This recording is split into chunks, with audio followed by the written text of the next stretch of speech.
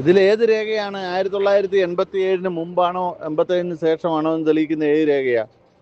ഈ രേഖകളൊക്കെ വെറും വ്യാജമാകട്ടോ.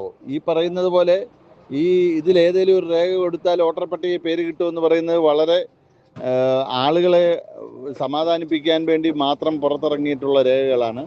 പൗരത്വ രേഖയ്ക്ക് സമാനമായിട്ടുള്ള ചോദ്യപേപ്പറുമായിട്ടാണ് BLOമാർ വരുന്നത്. 5 ചോദ്യങ്ങൾ, സുപ്രധാനപ്പെട്ട 5 ചോദ്യങ്ങളുണ്ട്. ആ 5 ചോദ്യങ്ങൾക്ക് മറുപടിയും അതിനാവശ്യപ്പെട്ട പ്രൂഫും കൊടുക്കണം. ആ പ്രൂഫ് കേരളത്തിലെ ഒരു 60% ആളുകളുടെ കയ്യിൽ ആ പ്രൂഫ് ഇല്ല. ആ പ്രൂഫ് എടുക്കാൻ പാടാണ്. അപ്പോൾ 1987 മുമ്പ് ജനിച്ച ആള് എങ്കിൽ പിന്നെ അച്ഛൻ്റെ ജനന സ്ഥലം തെളിയിക്കുന്ന ഒരു സർട്ടിഫിക്കറ്റ് എന്തോ എടുത്തിട്ട് വെച്ച് കൊടുക്കും. 87-നും 2004-നും ഇടയിൽ ജനിച്ച ആളുകളാണെങ്കിൽ അച്ഛൻ്റെ അമ്മയുടെയും പ്രൂഫ് കൊടുക്കണം. അതിന് ശേഷമുള്ള ആളുകളാണെങ്കിൽ അച്ഛൻ്റെ അമ്മയുടെയും പ്രൂഫ് കൊടുക്കണം.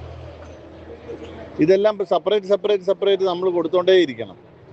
അല്ല ഈ പറയുന്നത് പോലെ പിന്നെ ഇതിലേതെങ്കിലും ഒരു ആധാറിൻ്റെ ഒരു കോപ്പി കൊണ്ട് അങ്ങോട്ട് തള്ളിയ ഉടനെ കിട്ടുമെന്നൊന്നുമില്ല, കിട്ടത്തുമില്ല. അതുമാത്രമല്ല, ഇതിൻ്റെ നടപടിക്രമങ്ങളെ സംബന്ധിച്ച് കൃത്യമായിട്ട് ഇവിടുത്തെ BLOമാർക്ക് പോലും മനസ്സിലാവാത്തത് കൊണ്ടാണ് ഇതിത്ര നിസ്സാരവൽക്കരിച്ച ആളുകൾ പറയുന്നത്.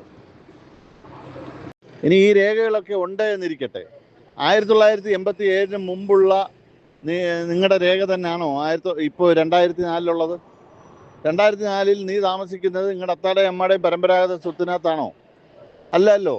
പിന്നെ കരവടുക്ക് രസീത് നിനക്ക് എവിടുന്ന് കിട്ടും? ഇന്നിടത്ത് ഇന്നാരുടെ മകനായിട്ടുള്ള ഇന്നാരെന്ന് തെളിയിക്കുന്ന ഒരു പ്രൂഫായിട്ട് നിന്റെ കരവടുക്ക് രസീത് കൊണ്ടുപോയി കൊടുക്കാൻ പറ്റുമോ? പറ്റത്തില്ല. കാരണം അത് ഇടപാട് നടന്നിരിക്കുന്നത് 2002-ന് ശേഷമാണ്.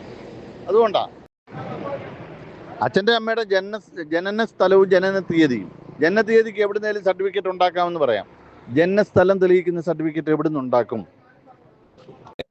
ഇലക്ഷൻ കാർഡിന്റെ നമ്പറുകൾ ഉണ്ടെങ്കിൽ അത് വെച്ചോളൂ, ഫോട്ടോ റെഡിയാക്കി വെച്ചോളൂ, ആധാർ കാർഡ് നമ്പർ കുറിച്ച് വെച്ചോളൂ, അഡ്രസ്സുകൾ ശരിക്കും വെച്ചോളൂ, ഫോൺ നമ്പറുകൾ വെച്ചോളൂ. ഇതൊക്കെ പിതാവിൻ്റെതുമായിട്ട് മാച്ചാവണം. പിതാവിന്റെ വീട്ടുപേരും കാര്യങ്ങളുമായിട്ട് മാച്ചാവാത്ത ഒരു രേഖ എടുത്തു വെച്ചിട്ട് കാര്യമില്ല. ഈ ഒരു സത്യം നിങ്ങൾ തിരിച്ചറിയണം. ഒരു പേടിയില്ലാന്നോ?